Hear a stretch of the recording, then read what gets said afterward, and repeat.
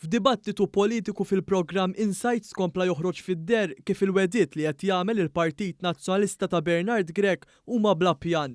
Din id-darba kien il-kandidat nazzjonalista Alex Pericikalaxxjone li meta mistoqsim il-ġurnalist u preżentatur tal-programm Glenn Falzon dwar jekk il-Partit Nazzjonalista identifikax iż-żoni ta' fejn irid jagħmel ODZ huwa kkonferma li m'għandux. Irridu l-identifikaw numru ta' żoni li jistgħu jerġgħu jingħataw. Ma tkunx qegħdin hemm joħorġu. Il-mistoqsija baqgħet bla tweġiba u għalhekk il-preżentatur bl-aktar mod ċar reġa' staqsa lill-kandidat nazzjonalista dwar li ma huma ż-żoni li qed isemmi Bernard Grech, iżda din id-darba wkoll Pericikalaxxone evidentament weħel. Li huma. Kemm bes, mbagħad ngħidulek x'inhuma, right? Ngħidulek x'inhuma. Il-Partit Nazzjonalista dubla pjan ukoll dwar il-costings tal-wedit tiegħu u dar reġa' konfermah Alex Pericikalaxxone il-ġimgħa filgħaxija.